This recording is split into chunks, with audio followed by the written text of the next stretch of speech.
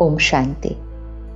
अगर हम खुद के जीवन को देखते हैं, अपनी मन की स्थिति को चेक करते हैं, आसपास सृष्टि पर जो हो रहा है वो देखते हैं, दुख, दर्द, अशांति, चिंता, नफरत, इसको स्वाभाविक हमने मान लिया है और हम अपनी दुनिया को घोर कलयुग कहते हैं। लेकिन क्या ये दुनिया सदा इसी तरह घोर कलयुग रहेगी और कितना ये कलयुग अतीत हो जाएगा? परमात्मा का हमसे वायदा है कि जब जब इस सृष्टि पर धर्म की ग्लानि होगी तो मैं स्वयं सृष्टि परिवर्तन के लिए अवतरित होऊंगा। धर्म की ग्लानि अर्थात आत्मा अपने स्वधर्म से, अपने ओरिजिनल स्वरूप से पूर्ण रीति परिवर्तन हो गई। काम, क्रोध, लोभ, मोह, अहंकार, ईर्ष्या, द्वेष, इसको ही अपना संस्कार मान लिया और फिर जैसा संस्कार वैसा ही संसार होगा। तो संसार कलयुगी रात्रि के दौर से गुजर रहा है और अब ये सिर्फ रात्रि नहीं रही, अब ये घोर रात्रि हो गई है। लेकिन घोर रात्रि के बाद सवेरा तो आना ही है, कलयुग के बाद सतयुग तो आना ही है। लेकिन ये सतयुग आएगा कैसे? हम आत्माएं जो अपने धर्म से पूर्ण रीति हट चुकी हैं, धर्म अर्थात आत्मा का निज धर्म, आत्मा के मूल संस्कार, हम वापस अपनी वो संपूर्ण पवित्रता, शक्ति, प्यार, उस स्थिति पर हम वापस कैसे पहुंचेंगे? क्योंकि सतयुगी संसार लाने के लिए तो सतयुगी संस्कार चाहिए। तो सतयुगी संस्कार हमारे बनेंगे कैसे? इसीलिए इस घोर रात्रि के समय ही परम धाम से निराकार परमात्मा शिव, निराकार परम आत्मा शिव, ज्योति बिंदु है ना, शिव जिसको हम प्यार से शिव बाबा कहते हैं, निराकार परमात्मा शिव स्वयं इस रात्रि के समय ही इस सृष्टि पर अवतरित होते हैं। इसीलिए हम कहते हैं शिव रात्रि, रात्रि के समय अवतरित होते हैं ना, इसीलिए महाशिवरात्रि। निराकार परमात्मा शिव सृष्टि पर अवतरित होकर हमें ज्ञान की बूंद बूंद समझाते हैं, अर्थात हमारे बुद्धि रूपी कलश में ज्ञान की बूंद हर रोज हर रोज हर रोज परमात्म ज्ञान की बूंद बुद्धि रूपी कलश में पड़ती जाती है। इसीलिए तो शिवलिंग के ऊपर एक कलश दिखाते हैं और जिससे जल की बूंद बूंद बूंद बूंद पड़ती जाती है। जैसे जैसे इस ज्ञान की बूंद बूंद बुद्धि के अंदर पड़ती जाती है, बुद्धि स्वच्छ दिव्य बनती जाती है, तो हमारा जागरण होता है। कौन सा जागरण? अज्ञान की नींद से जागरण। कौन सा अज्ञान? सबसे पहले ज्ञान की बूंद जो पड़ती है वो ये, मैं शरीर नहीं हूँ, मैं ये नाम, ये पढ़ाई, ये पोजीशन, ये संपत्ति, ये रिश्ते, ये सब कुछ मेरा है, लेकिन ये मैं नहीं हूँ। मैं तो इन सबको निभाने वाली, इस शरीर को यूज करने वाली, मैं चैतन्य शक्ति, मैं आत्मा हूँ। ये पहली ज्ञान की बूंद हमारा जागरण करती है। हम अज्ञान की नींद में सोए हुए थे, इन सारी चीज़ों को ही मैं समझ लिया था। दूसरी ज्ञान की बूंद कि समय कौन सा चल रहा है? सृष्टि परिवर्तन का, कलयुग का समय चल रहा है, लेकिन बहुत जल्दी सतयुग हम सबको मिलकर बनाना है। तो समय का ज्ञान भी परमात्मा स्वयं अवतरित होकर हमें देते हैं। सतयुग था, त्रेता युग था, द्वापर युग था, कलयुग आया, घोर कलयुग आ गया, लेकिन फिर सतयुग आना है। सतयुग, त्रेता, द्वापर, कलयुग में इस सृष्टि चक्र को क्रॉस करने वाली मैं आत्मा हूँ। जैसे हम ही सुबह में होते हैं, दोपहर में होते हैं, शाम में होते हैं, फिर रात में होते हैं, फिर रात के बाद घोर रात्रि होती है, फिर हम उठते हैं, जागरण होता है, स्वच्छ होते हैं, शुद्ध होते हैं और हमारा सवेरा शुरू हो जाता है। ये 24 घंटे का चक्र रोज चलता है। इसी तरह सृष्टि चक्र में मैं आत्मा ही सत्युगी दिव्य आत्मा थी। नीचे उतरते उतरते मैं आत्मा ही आज कलयुग में विकारी, तमोगुणी, इम्प्योर आत्मा बन गई हूँ। ये ज्ञान की बूंद पड़ते ही जागरण होता है, क्योंकि हमने तो समझा हम कमज़ोर हैं, हम शक्तिहीन हैं, हम कुछ नहीं कर पाते। परमात्मा आकर हमें इस अज्ञान की नींद से जगाते हैं कि मैं शुद्ध पवित्र आत्मा, मेरा मूल संस्कार शांति, शक्ति, प्यार, सुख, ज्ञान, आनंद, ये मेरा मूल संस्कार है। अज्ञानवश तो हम इन सारी चीज़ों को बाहर ढूंढ रहे थे, मांग रहे थे, प्यार मिले, सुख मिले, शांति मिले। जागरण कि ये तो मेरा अपना संस्कार है, मैं ही पवित्र आत्मा हूँ, मैं ही शांत स्वरूप हूँ। जागरण हुआ, अज्ञान की नींद से जागे। लेकिन कब जागे? जब ज्ञान की बूंद बूंद बुद्धि में आई। कब पड़ी? जब परमात्मा कलयुगी रात्रि के अंदर निराकार परमात्मा शिव सृष्टि पर अवतरित हुए। इसीलिए शिवरात्रि के दिन जागरण होता है, जागरण होता है। अब परमात्मा आकर हमें समझाते हैं कि सत्युगी आत्मा बनने के लिए, सत्युगी संसार बनाने के लिए, सत्युगी संस्कार बनाने के लिए हमें अपने जीवन में पवित्रता को धारण करना है। तो सर्वप्रथम हम पवित्रता की प्रतिज्ञा करते हैं। इसलिए शिवरात्रि के दिन हम शिवलिंग पर दूध या जल चढ़ाते हैं। तो दूध जल चढ़ाना अर्थात प्रतिज्ञा करना, प्रतिज्ञा करना कि हम मन, तन, धन, वचन, कर्म, संबंध सब में पवित्रता, शुद्धता, प्योरिटी लेकर आएंगे। और जैसे ही हम इस प्योरिटी की, पवित्रता की प्रतिज्ञा करते हैं, मन बुद्धि स्वच्छ होता जाता है। तो ऐसी स्थिति में परमात्मा को याद करना बहुत सहज हो जाता है। पहले क्या अनुभव करते थे कि भगवान को याद करने बैठते हैं लेकिन मन इधर उधर भटकता है। लेकिन ज्ञान की बूंद पड़ती गई, जागरण हुआ, पवित्रता की प्रतिज्ञा की, मन बुद्धि स्वच्छ होने लगी, तो ऊपर वाले के साथ वास करना बहुत सहज और सरल हो गया। उपवास, इसीलिए तो हम शिवरात्रि के दिन उपवास करते हैं। तो उपवास अर्थात सब कुछ करते हुए यहाँ पर ऊपर वाले के साथ वास करना, यहाँ सबके साथ वास करना, सबके साथ रहना, सारे कर्म करना, संबंध निभाना, सब कुछ बहुत एक्यूरेटली करना।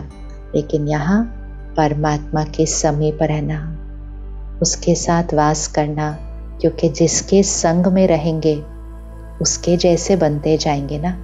तो परमात्मा के संग में रहना। लेकिन ये संग में हम कैसे रह पाए? क्योंकि हमने पवित्रता की प्रतिज्ञा की।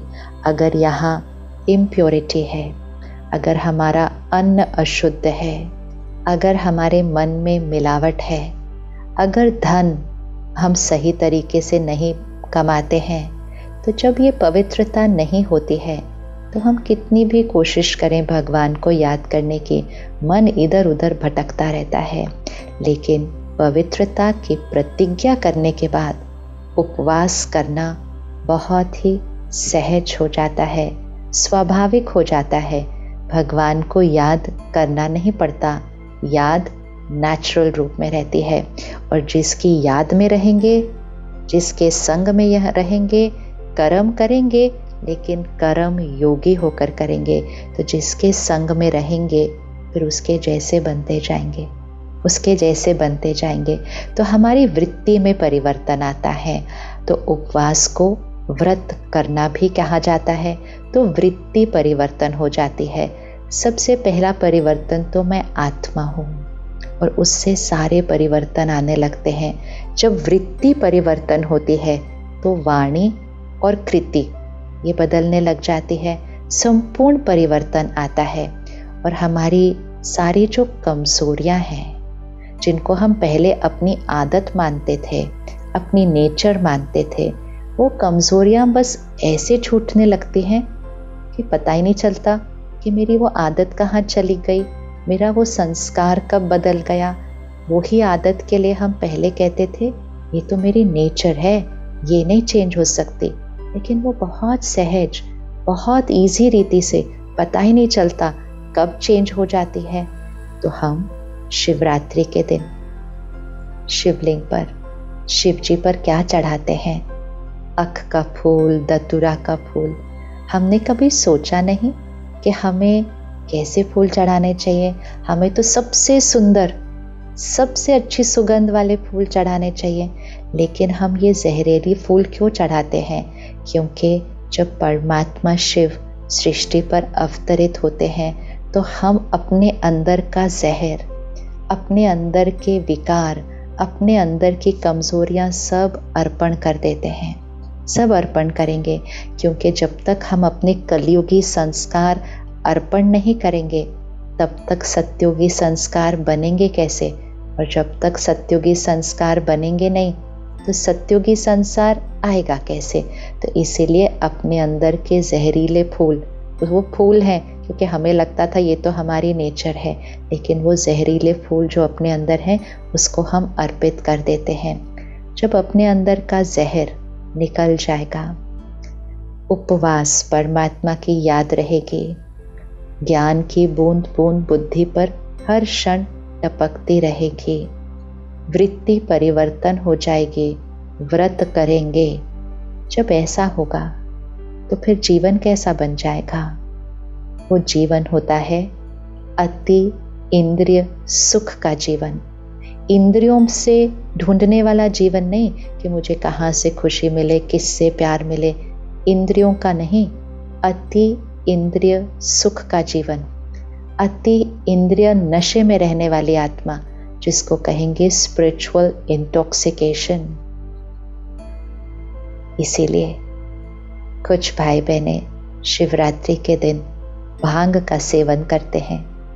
कभी हमने सोचा कि जिस दिन व्रत करना है, जागरण करना है, तपस्या करनी है, उस दिन भांग ले लेंगे तो कैसे करेंगे हम अपनी तपस्या, व्रत और जागरण? लेकिन वो भांग उस नशे का प्रतीक है जो आत्मा अनुभव करती है, ईश्वरीय नशा, ईश्वर के ज्ञान का, ईश्वर की शक्ति का, ईश्वर की पालना का नशा और अति इंद्रिय सुख का नशा। वो नशा इस जीवन में स्थायी रहता है, ये एक दिन का नहीं लेकिन स्थायी नशा रहता है। तो आज हम सब अपने आप से प्रतिज्ञा करेंगे कि इस घोर कलयुग के अंत पर वो निराकार परमात्मा शिव बाबा सृष्टि पर अवतरित हो चुके हैं, सृष्टि पर अवतरित हो चुके हैं। लेकिन कोठों में कोई में कोई पहचानेंगे, लेकिन हम सब तो वो है ना हम वो कोठों में कोई में कोई, उसको पहचानेंगे। उसको पहचानने की विधि क्या है? बहुत सिंपल। जो ज्ञान की बूंद परमात्मा दे रहे हैं बस उसको ग्रहण करना शुरू करें। फर्स्ट स्टेप वो होता है कि परमात्मा जो ज्ञान की बूंद बूंद दे रहे हैं उसको ग्रहण करना शुरू करें। जैसे ही उसको ग्रहण करना शुरू करते हैं बुद्धि शुद्ध होती जाती है, पवित्रता नेचुरल होने लगती है, जागरण हो जाता है। ये एक दिन का जागरण नहीं है, ये जीवन का जागरण है। ये पुराने संस्कारों, पुरानी सोच से जागरण है, ये अज्ञान की नींद से जागरण है। तो इसलिए जहाँ जहाँ भी आप रहते हैं आपके नज़दीक परमात्मा के सेवा केंद्र हैं और ये परमात्मा की तरफ से आप सबको निमंत्रण है कि राजयोग मेडिटेशन सेंटर, जिसको हम ब्रह्मा कुमारीज मेडिटेशन सेंटर कहते हैं, क्योंकि निराकार परमात्मा शिव ब्रह्मा मुख द्वारा हमें ये ज्ञान की बूंद बूंद देते हैं। तो आप सबको आज के इस विशेष दिन पर निमंत्रण है। आज का दिन बहुत स्पेशल है। तो आज के दिन पर सही मायने में उस निराकार परमात्मा शिव को पहचानना, ज्ञान की बूंद बूंद बुद्धि में डालना, पवित्रता की प्रतिज्ञा करना, व्रत करना, उपवास तो नेचुरल होने लगेगा उसके बाद, और अपने अंदर के सारे जहरीले फूलों को अर्पित करने के लिए एक बार सेंटर पर आइए। सिर्फ एक बार सेंटर पर आइए और आकर सिर्फ समझना है कि कैसे इस समय, घोर कलयुग के अंतिम समय पर, कैसे परमात्मा आकर हमें ये ज्ञान दे रहे हैं। समझ मिल जाएगी, परमात्मा को पहचान लेंगे, ये तो निश्चित है, और अपने अंदर ऐसा परिवर्तन लेकर आएंगे कि वो जो अति इंद्रिय सुख का नशा है ना, वो जीवन जीने का तरीका बन जाएगा। संस्कार परिवर्तन हो जाएगा और हम सब मिलकर सृष्टि परिवर्तन कर इस घोर कलयुग को समाप्त कर सृष्टि पर वो देवी दुनिया, वो सत्युगी दुनिया हम सबको मिलकर लानी है। ओम शांति। निराकार परमात्मा से कनेक्शन जोड़कर अपने मन को शांत और शक्तिशाली बनाने के लिए सीखिए राजयोग मेडिटेशन। 7 दिन सिर्फ 1 घंटा रोज। आप ब्रह्मा कुमारीज मेडिटेशन सेंटर पर राजयोग निशुल्क सीख सकते हैं। अपने नजदीकी सेंटर का एड्रेस जानने के लिए या मेडिटेशन ऑनलाइन सीखने के लिए आप हमें ईमेल करें contact@awakeningtv.in या कॉल करें 8209333033 या 8209888988 पर।